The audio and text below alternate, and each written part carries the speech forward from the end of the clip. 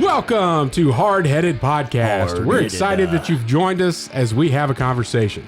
We found that a good conversation allows us to share what's on our mind, whether current events, what's grinding our gears, or our pet peeves. It also allows us to share our top 3, a list of our favorite things on any given subject, most of which are highly opinionated. In closing, we share a good word. Solid friendships are encouraging. Even if we joke and give each other a hard time, our ultimate responsibility is to uplift each other. Our goal is that you'll feel like you're part of the conversation, like you were in the studio with us, and that you feel encouraged after tuning in to our podcast. It's time to join the conversation. Welcome to Hardheaded Podcast. This is your host, Chet Sears. With me, as always, is Troy, 3-Shot Trussell, Matt, the Marine, Amos. Is that his new nickname? No, maybe not. The Marine. It is for today. It's not a nickname. It's just who I am. That's true. There's a lot of truth to that. We've got an exciting show for you today. Troy's going to give us what's on his mind. We're going to cover the top 3 moments in baseball history, according to us. And Matt's going to close us out with a good word from the Blue Chosen book, 40 Days with Jesus. Before we get to what's on your mind. Yeah, what's up? Did you guys hear about this cheating scandal last week? The very first thing I thought was Chet. What? I was like, he finally got caught. I got to win a tournament before I cheat. Hey, it doesn't matter where you're at. The first thing I thought. You know what I'm talking about? You can cheat on a lot of things. So what kind of cheating are we talking about? So these dudes in the Lake Erie walleye trail. Oh, okay. Professional walleye fisherman tour, the LEWT, Lake Erie walleye tour, LEWT. The LEWT. They've been winning like a lot over the last few years. This pair, these guys, Jake Runyon and Chase Comiskey, and they're like, oh, these guys are dominating. Like, what are they doing fishing Lake Erie? How are they catching? How are they doing so many it big so fish? Well? And they ended up won a lot last year. Like, won a boat, won thousands. I've heard different estimates. Some people were saying hundreds of thousands of dollars. I doubt that, but thousands of dollars plus a boat. You know, boats are going 50, 60,000. So you could probably get to over $100,000 pretty quickly for a whole season last year. And then this year they were dominating, and this was one of the last tournaments they were up for the season championship. Like, you know, if they finished in 6th place, they'd win the season championship. And they clearly had the heaviest fish that they weighed, and like by pounds over everybody else, but you only get to weigh the top 5 fish. And they all looked. Did you see the video? Yep. Dude, they all looked about the same size as some of the other guys' catches, but they came in like I watched a stringer being weighed, and they had 5 good-sized fish, looked like 27, 28, 30 inches, I don't know. And they were like, oh, it's 24 pounds. And then these dudes put their 5 fish up there, and it was like 37, 30 something. Yeah, I didn't see the total. It was in the 30s. I just saw him gutting fish. And then the dude, the tournament guy, I watched the last 15 minutes of the weigh-in, and there are some people that are like, wait a minute, like this doesn't seem right. And then they went and whispered to the tournament chair, and the tournament chair's like, you know, hey guys, can you come back over here? And then one of the guys came back with their bag of fish, and they're fishing in like 72 foot of water. This isn't like a catch and release deal. These fish are gone right there. And so he grabbed a fish out of that bag, and this is all continuous video, you know. And he takes that thing, he cuts its belly open and reaches down in there, and there's like 3 or 4 ounce lead sinkers in the belly of the fish.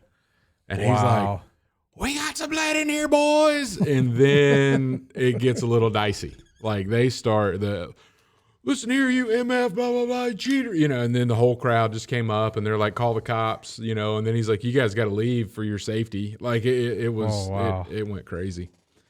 But anyway, what they were doing, and apparently, you know, I guess the assumption would be if they started cheating now, they've been cheating to get all these wins. Right. So they've been there's no way backtracking them. There's no way to prove that. And no, this is like course, when we're recording this, it's a little bit earlier than when it's releasing, but there's been an investigation opened by the local wildlife and fisheries. They've turned all the evidence over to the county prosecutor, so they could be pressing charges, because one of the dudes on the video is like, "This is theft. Like, you are stealing tournament winnings because of your cheating." But they cut open every fish. Every fish had weights, and they were wrapping the sinkers in fillets of other fish, so that if you felt them, it would just feel fishy and not like a big lump of a weight there. Wow. So they had it down to a science. Yeah. So it wasn't the first time they'd done it. No. Well, yeah. And then this is all coming out, and I went down the rabbit trail, but the dude was on a guest on a local, like a Northeast fishing show, like a walleye, your Bill Dance kind of thing, but for walleye. And he was like, "Man, you guys have had a really good run." He's like, "Yeah, we've been doing really well. We kind of got it down. And, well, it looks like you may end up winning the championship again this year." And he's like, "Oh, I'm almost guarantee it." Like he's just talking trash. And this was like a week before the tournament. Oh yeah, we got it down. We know what we're doing. I can almost guarantee that we're going to win. You're just talking trash, like, "Oh, we're the best thing that ever was." And, pride comes before the fall. And that dude is just standing there, like, staring down the whole time this is happening right out in front of him. He didn't say a word. He's just like, his whole life is flashing before his eyes. His partner didn't come running up there to help him out either, Oh, no, he's probably running for the hills. Yeah, it's ridiculous. And those dudes got upset, man. The other people, and because then they're like, "I've been losing to you guys for 2 years, like, and you're bragging, you're taking all this money, you're winning all these boats, dude. You need to go check it out. Don't watch it around your kids though. There's some choice language. Oh, I'm sure. Bunch of Lake Erie fishermen. Yeah. Anyway, sorry to interrupt. What's on your mind? No, that's good, man. Yeah. So about a year ago, my wife came to me and she was like, "Hey, you're going to have to put the kids to bed. I'm buying these early tickets to this movie. I'm going to go check out this movie." Because she likes to go to the movie from time to time by herself. Yeah. It's kind of just therapy for her. Get away from the kids, because she's a stay-at-home mom. But so I was like, "Yeah, sure." So she went and saw this movie and came home, and I asked her how it was. She kind of raved about it, but she was telling me, like, "Yeah, people have been waiting for this movie for 30 years." And I was like, "Really? What's so important about it?" Mm-hmm. And it was this book written back in 1991 by this Christian author. She writes like Christian romance novels. Okay. From what I don't know. From the research that I've done. Right. Matt probably does. Yeah. Is that your genre? Romance is number one in my book. Yeah. So her name's Francine Rivers. She writes a lot of novels. Matt's read her whole collection there, right, by Stephen King, right? But she's a best-selling author, been writing books for a long time. But so fast forward a year, the movie came out on Prime. And she's like, "Oh, you're not going to like it, whatever." I was like, "Well, you can watch whatever you want tonight, because I'm going to be sitting here working, because I do a lot of late night editing from time to time." And so she starts watching this movie, and it's called Redeaming Love, and it's about it's kind of based on the book of Hosea. Okay. Where Hosea was this a Western? It's set in the gold rush age. Like, yeah, I think I know what you're talking about. The Old about. West, the gold rush age. But people would, from what I gathered from the film, people would try to go find gold in the river so they could bring it into town and sleep with the prostitute called Angel. She was like this. Like, everybody wanted to be with Angel. Yeah. Right. And so I'm watching this. I was like, "Oh, this is that book you read?" And because it's pretty risque, Yeah. And I was like, "Oh, okay, whatever, So I've kind of get sucked into it, and I'm watching it, and so then I'm putting the pieces together. Like, oh, this is this pulled like is this like Hosea? Yeah. And she's like, "Yeah, she's a Christian author and bases all of her things on the Bible." Right. So we get through and we're watching it. And I got to say that Christian films, I feel like have come a long way. Like, well, was this produced by a Christian film company, or was this a secular film company that just picked up on a Christian book? It is a Christian company. So there were like 3 or 4 different companies that came in to produce it. The top one was, have you heard of Flix? Is that the company that does the same actors in all the movies that are sports based? No, those are the whoever brothers. Yeah, I don't know. Yeah. No, they're the ones that did Flywheel and a couple of the other ones that. I start watching one and then I'm thinking, I've seen this before, but then I hadn't seen it before, but it's the same actors in the one I've seen before. So I'm like, oh yeah, I kind of. Yeah, one of them's in all of those. And I think those are, to me, it's a lot like Christian music. And I think we've talked about that on the show, how back in the 80s, wasn't that great? We have mixed opinions on that. But then it got better and better. Mm-hmm. Until where now it's just like.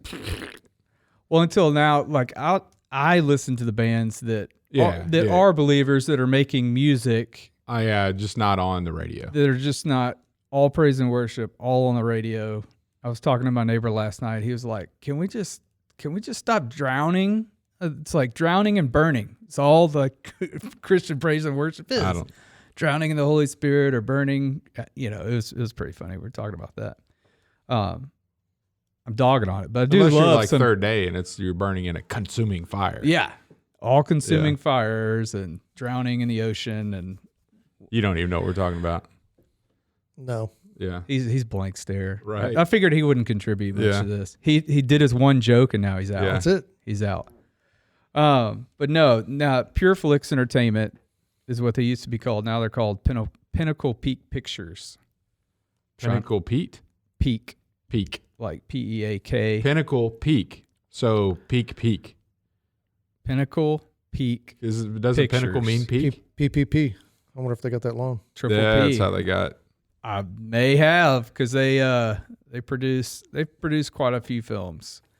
So is this the same Pure Flix that you can subscribe to, and then they've got the library of? I think so. Yeah, it's the same company.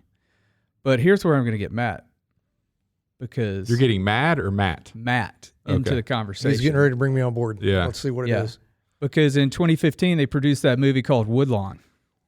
Oh yeah, that was a good movie. That was a good movie. One of Matt's favorite movies. Based on Matt's recommendation, I was thumbing through the $3 bin at Walmart, the DVD bin. Yeah. And I got that and brought it up to the deer camp. So we have Woodlawn at the deer camp. Oh, nice. Yeah. That is a Pure Flix Entertainment production right there. A synonym for pinnacle is peak. Peak. Peak. Oh, Pinnacle. Peak Productions. Unless it's a Pinnacle golf ball. That's a brand of golf ball. Yes, it is. Yeah. I've lost quite a few of those. I've found quite a few of those. I've never bought one. Yeah. I'm more of a top flight kind of guy. Anyway, so if you look at this, if you look at their movie list, right, of this Peak Pictures, they've done God's Not Dead, Do You Believe, which I haven't seen, Woodlawn, which Matt raves about, The Case for Christ, which is a really good documentary style video. Lee Strobel. I mean, that was a really good book from a really good news reporter. Right. And the movie that they did for him, really good if you haven't seen it. And then they did Unplanned, which is about abortion. That was their most recent in 2019. And then they did Redeaming Love. This is not the company that I'm thinking about. No. Yeah. You're thinking of a different one. That's the brothers. Yeah. That's what you said earlier. That's correct. Yeah. Did you just circle back there? I did. I circled back. Yeah. So Redeeming Love, I will say, don't watch it with your kids. Definitely don't watch it with your kids. I would say, I think it's PG-13. To the Bible's, to the point of the Bible, the Bible's not PG. The Bible's rated R. Right. No, I found myself, we were reading the story of Joseph the other day to my kids, and I don't hide anything from the Bible to them. I just. But you also don't sit down and read Song of Solomon. Well, right. Yeah. But, if we're reading about David and he cuts Goliath's head off, we're going to talk about it. Right. And Joseph's brothers were evil. And Dude, we're going through Judges at church. Yeah. It's rough. There's some bad stuff in there. Lost his sword. Yeah. Yeah. But yeah, we were reading the story of Joseph, and his brothers were evil, and because my kids were just getting on to each other, I was like, let's sit down and read about Joseph tonight, So, but yeah, the Redeaming Love, I'm pretty sure it's PG-13. Even my wife and I fast forward a little bit of the sexual stuff. They don't get into really big detail about, that she's a prostitute, and there's some violent stuff going on in the whorehouse down Old West downtown. But I mean, just a really good film. Did they call it a whorehouse? I can't remember. I think they called it a brothel. Oh, okay. Yeah. How do you know? Huh? Have you seen this? No. Huh? No. He's watching it right now on his phone. Yeah. He's downloading it. Yep. For later. Why don't you download Lord of the Rings? No. He's going to come back and be like, that Redeeming Love, that was a good movie, guys. He's trying to be cool. Lord of the Rings. Well, I was just wondering, because you said it was based in the the gold rush, and that's what they were doing. And I mean, I collect, for better or worse, brothel tokens. So I probably for better or worse. I probably have one. For better. Oh man, they're good on date night. What is a brothel? Is it like a sticker that you put on your what? Like today, everybody buys stickers and puts on their cooler when they've been somewhere. Is a brothel coin like that era's sticker? Like, I've been to this brothel. I believe the history of it is it was illegal to, and I don't know. I don't even want to get into that. I'm just because I'd be guessing. But an alternative form of payments. You would buy tokens and use tokens. Yes. Okay. All right. Good for one bath. Yeah. Okay. Something like that. I can't remember. There's some interesting ones from back then. Yeah. Yep. So I just wanted to point out that the Christian movie industry is seemingly getting better in their production quality, the stories that they're choosing to put out there. Yeah. The ones that the brothers do, I kind of got turned away after their third film. After, the stories are really great, and you're sobbing your eyes out at the end because it's just so powerful. But it's like, I don't want to have to fight tears through this emotional wreck of a movie, this whole time. That's not what I go to the theater for. Yeah. Right. That's not what I really want to watch a movie for. Yeah. I want to watch a movie to be entertained and to be taken off to some distant, far away place. Like Middle Earth or a galaxy far, far away. Right. Yeah. Matt wouldn't know anything about No, those you two don't places. know what Middle Earth is. I'm just trying to think of what a Christian like Star Wars movie or sci-fi would look like. I don't know. The Matrix. He is the one. There's some symbolism there. There is some symbolism, yeah, because he's outside of the system. No, I trust me. I've thought about that one a lot because I do. I mean, like The Matrix is one of the only sci-fi like movies that I really do enjoy. Yeah, it's down to I can't remember. It's a long time ago.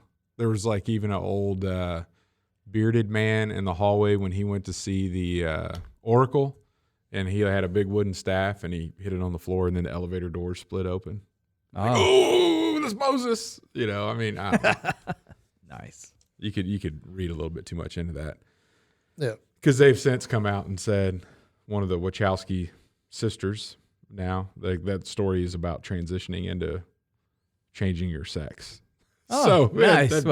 The complete opposite of any kind of spiritual symbolism. Yeah. Well, if you like romance movies, Redeeming Love's a good one. Loosely pulled from Hosea of the Bible. All right. Okay, we're going to take a break. We'll be right back, and we'll talk about the top 3 moments in baseball history. At Admiral's Pennant, our mission is to offer the latest and refined, high-quality masculine products and services to the modern gentleman, as well as provide him with the tools and products necessary to look, act, and feel confident in his appearance and social interactions. Check it out at admiralspennant.com. Without it, you might as well shave. And we are back. Matt, top 3 moments in baseball history. Top 3. Oh, let's see. I actually have these in order this time. Okay. The number 3 would be World Series Game 5 when the Kansas City Royals rallied to win the World Series. Okay. Going into the ninth. What year? 2015 or 15. Oh. So. Recent. Well, I mean, now we're 7 years removed. Yeah, and several losing seasons. Right. Yeah. Because so that's recent. Because you hang on to that last the most one, baby. recent Royals World Series. Yeah. Okay. Because we gave away all the people that won that World Series, so they all went to other places probably to make more money.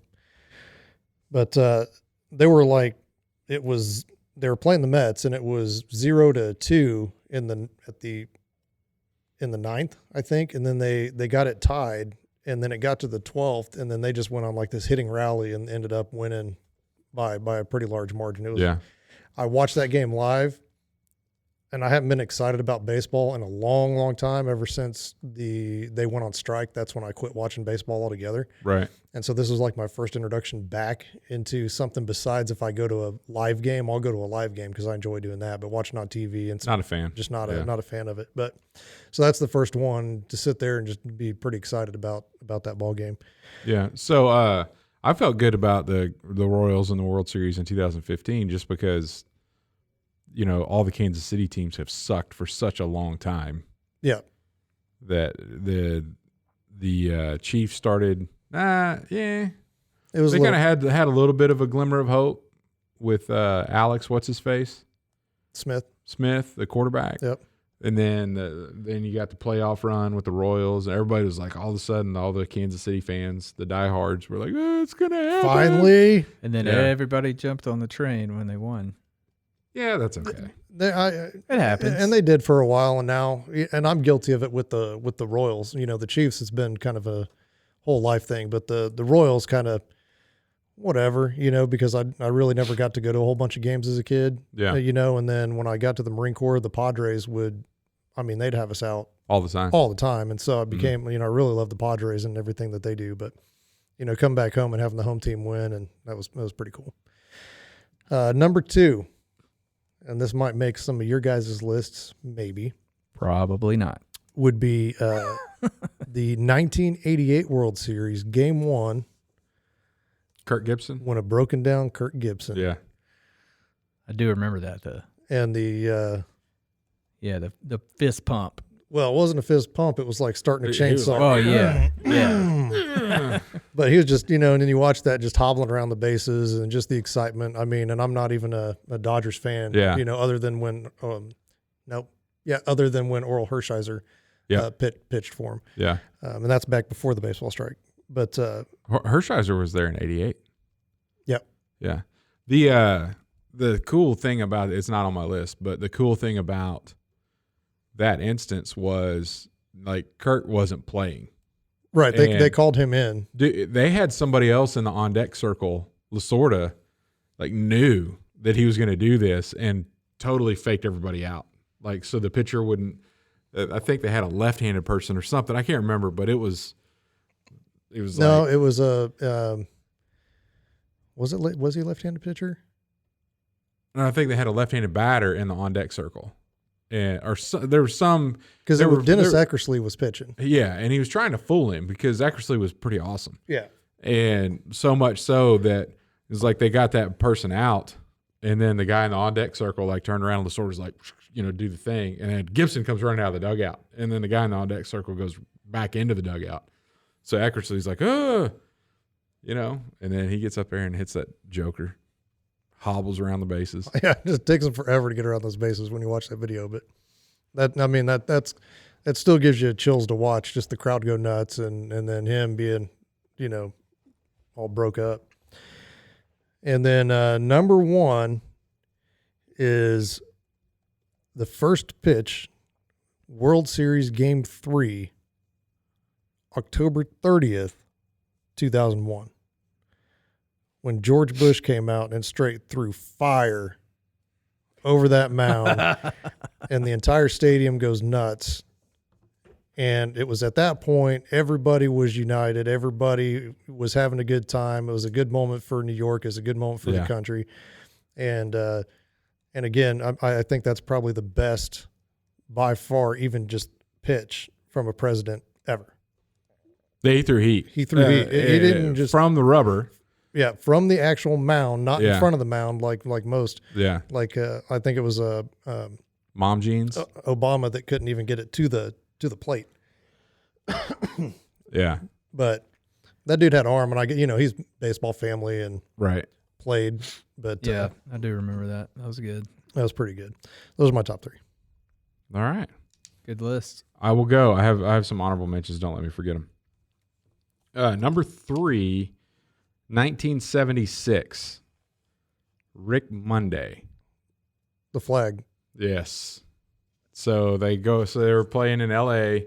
It was the Cubs versus the Dodgers, and these dudes going out there to light a flag up on fire and protest something. Who knows? And Monday comes sweeping through there and grabs the flag, so they couldn't light it on. They were having trouble like striking a match or something, but he swiped that flag and came running in. And this is his quote. This is pretty interesting. He said, I was angry when I saw them start to do something to the flag, and I'm glad I happened to be geographically close enough to do something about it. And, man, how many times do we have people that are close enough to do something about something, and they don't do anything? So they get their phone.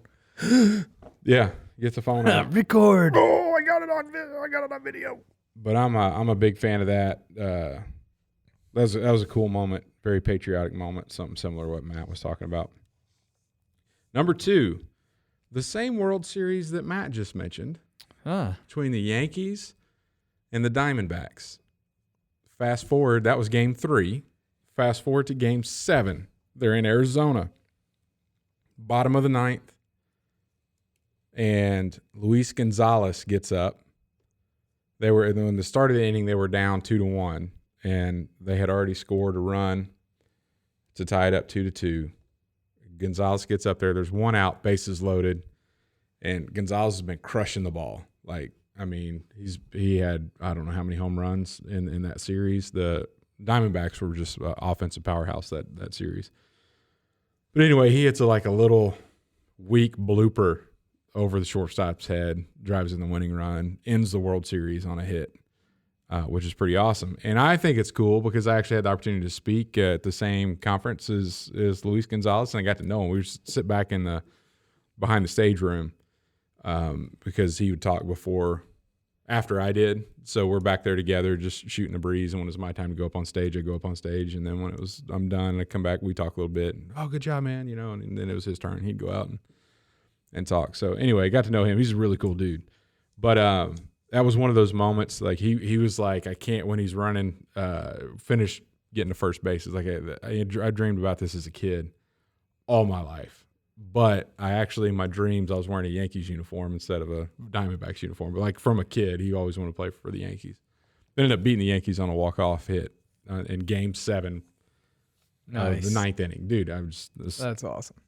Every little kid's dream. And that the video there too, how the crowd goes wild. My number 1, same World Series, Game 3 in New York, George Bush. And what's cool about this is Derek Jeter. So I was going to mention that. So Bush had the body armor on, and he had to wear a jacket over that, so you couldn't see that he had the body armor on. He was a little nervous about.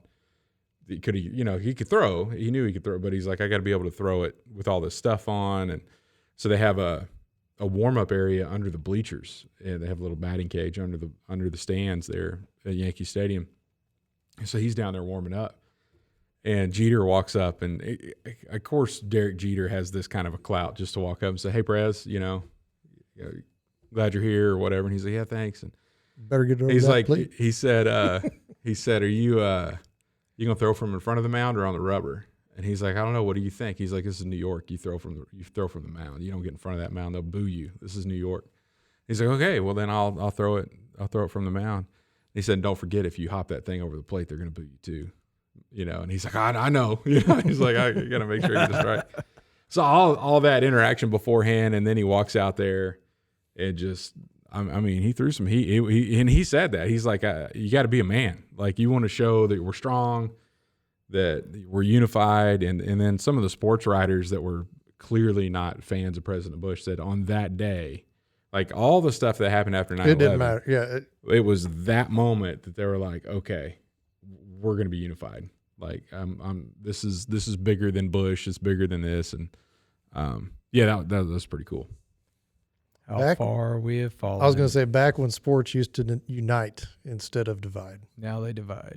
Yep. Yeah. Oh, I forgot to mention, dude, that series had Mark Grace playing for Arizona. Of course, you had Luis Gonzalez. You had Kurt Schilling. Kurt Schilling.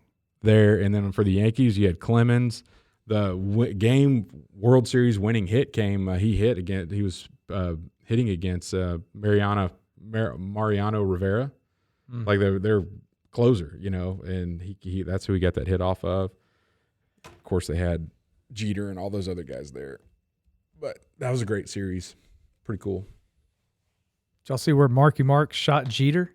Yeah, other guys. You shot Jeter.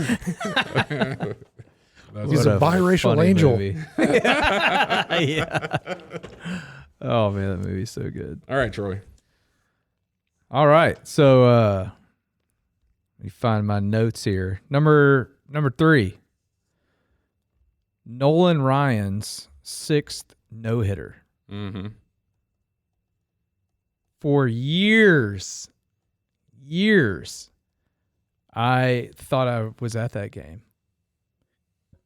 So, funny story.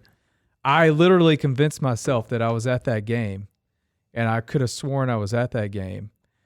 But I don't know what prompted me. Like 6 months ago, I was talking about it, and I ended up looking up the date of his 6th no-hitter.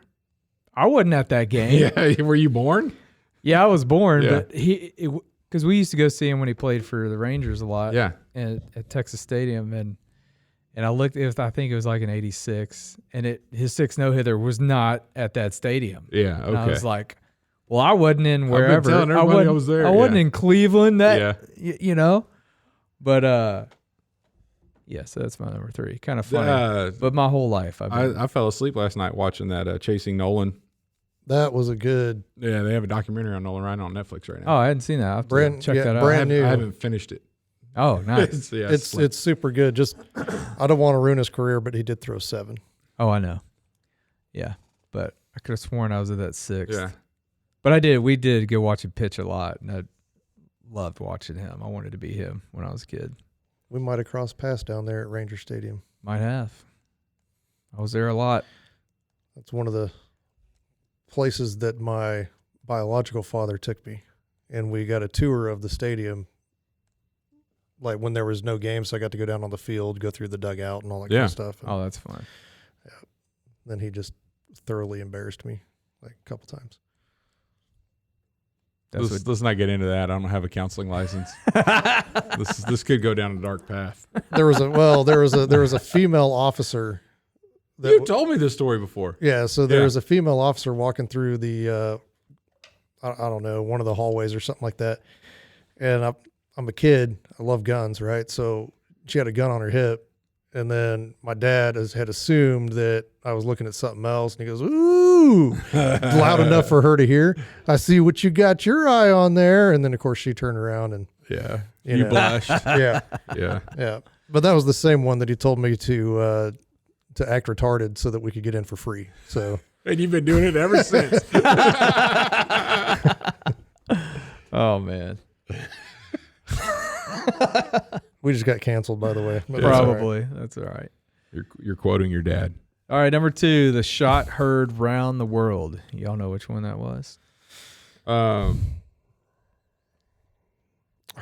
wasn't. Was it Babe Ruth? No, it wasn't Babe Ruth.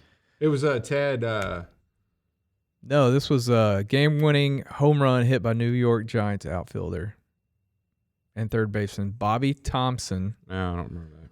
Off Brooklyn Dodgers pitcher Ralph Branca. New York City, October 3rd, 1951. That would be why. I wasn't watching ball back then. Yeah, I didn't watch that one. I just remember hearing the shot heard around the world. It was a great tag. Yeah. Also came from, come on, history buff. The shot heard around the world. Yeah, I'm drawing a blank. I know exactly what you're talking about, though. All right, we'll come Boxing? back to that. No, it was in the American Revolution. Oh, that's battle at is that in Boston? When they were trying to take their guns and ended up everybody's up against the wall, they're getting mad and the dude accidentally shoots the guy. Yep. And then it starts a conflict. I was right there at where they got shot in Boston. That year? No. Oh. 1951, while everybody else was playing baseball. Right, okay. And then number one for me is the Texas Ranger Stadium. And Dennis Eckersley was pitching. They were playing the A's, so Rangers versus A's. I could not tell you who won, but Dennis Eckersley threw me a ball. No way. He look at you in the eye and yeah, we were in the outfield because we'd go real early. We'd stay there all day, so we'd go watch them warm up out in the outfield. And this is with your dad? My dad would take us. A couple dads would go, and be like 3 or 4 of us kids. I didn't know this. We'd go, and we just holler at him, "Hey, Mr. Eckersley," and he turned around and threw me up a ball once. Yeah, and I caught it, so that was fun. That is cool. Still probably have that ball somewhere, but. So speaking of baseballs that we've caught, yeah, I was at a Padres game, and I caught. My buddy's gonna argue with me that he got it, but I got a foul off of Pujols, who just crested 701. I think now is his home run count. Yeah, nice.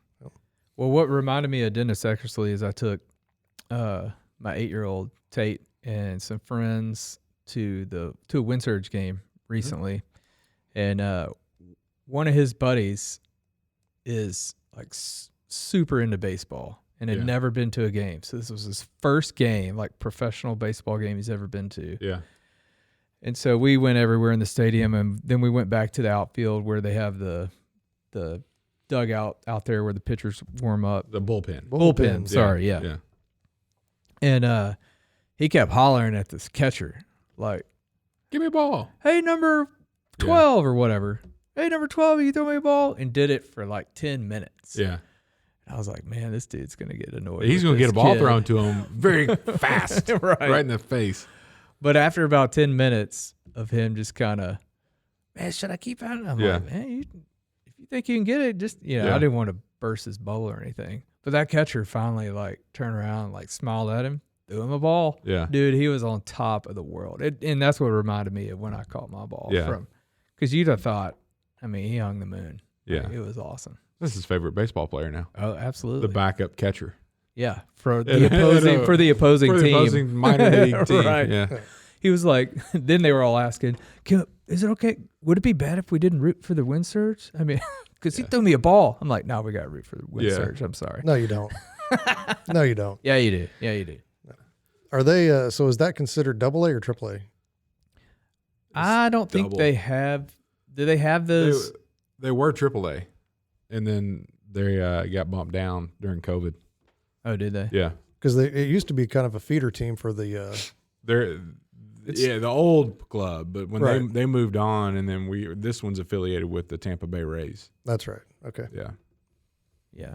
And they have 2 or 3 guys get called up this year. Yeah, but then they made it all the way to the finals of the playoffs. I don't think they won the championship, but yeah, it was a good team. Yeah, it was fun. So my honorable mention, 1998, May 6th. I was not at the game, but I remember it may have been Broughton. It's like you gotta turn this on. A rookie pitcher by the name of Kerry Woods threw 20 strikeouts in one game versus the Astros, tying the major league record for strikeouts in a game. That dude was on fire, and nobody hit him. The Astros they were like top 5 offenses in baseball that year. They had a lot of great players. He didn't walk a single one of them. And he had one hit that was against him, and you can watch the video right now. The shortstop, literally, it hit his glove, and then he couldn't just quite scoop it up, which everybody in baseball world knows if that happened in like the 8th inning on a no-hitter, that definitely would have been an error. But the scoring person, it was like in the 2nd inning or something like that, the scoring person just called that a base hit. So it was still a one-hit shutout. But struck out 20 dudes. 3 separate times he struck out 5 people in a row. Like just 3 up, 3 down, and then the next 3 up, 2 of those went down, the first 2 went down. I mean, just wow, unbelievable. What year was that? 98. And I watched some of that game. And the tension was building, and they had the K's signs going up, and they were just getting longer and longer. That was pretty cool. That's against like Bagwell, Biggio. Moises Alou. You remember him? Moises. Yeah. Anyway, that's my honorable mention. Matt, you got a good word for us? No, but I have one more honorable mention before we do the good word. Okay. Or one honorable mention, and it would be the Babe Ruth when he called a shot. Yeah. Oh yeah. And the only reason, because we obviously weren't around for that, but the impact of that called shot from when he called it to even as kids playing baseball, you get up to the mound and you point it out. That, I was thinking about that because I almost went the route of top 3 moments that are still around today. And right. Him calling a shot would have been number 1. Kirk Gibson's in his fist motion. Sammy Sosa and how he did that leap after hitting a home run. He did that one leap kind of coming out. And he also he sprinted out to the outfield. I mean, there's a few things that there's a couple of other ones that are there too that are like, these, like pitchers. You used to mimic how the pitchers would do their windup. There's certain things in baseball that still carry on today because of actions of a player. Anything, Nolan Ryan, anything fast back in the day. Oh man, it's like Nolan Ryan. Everybody wanted to pitch as fast. I can't believe nobody brought up Nolan Ryan beating up Ventura. I almost. I remember that. That was awesome. Almost. Yeah. Hey, Jake Taylor called his shot too, and then he bunted. Remember that? No. Huh? I don't even know who Jake Taylor is. I saw that. I saw the video doing that. It's from Major League, guys. Oh, the movie. Yeah, I know. Yeah. There's a couple of things in that movie that it's a carried great on. I'm trying to think. I'll tell you I went and watched the game. Major League was Wild Thing. Wild Thing. Yeah. Yeah. There's somebody who actually did that in real life. Oh, really? The announcer in the movie is oh yeah, Yul Brynner. Yeah. No, it's not him. No, who is it? Anyway, I can't remember. He's the guy that calls the games in Milwaukee for the Brewers, and I'm at a Brewers game. Yeah. And I hear his voice, and I'm like, oh, well, who's playing Major League at the and then I'm like, oh, he's actually working here. What's his name? Bob Uecker. Bob Uecker, that's yeah. it. Anyway, yeah, it's a good baseball movie. But I heard his voice. I'm like, oh, we're in a movie right now. He's like, no.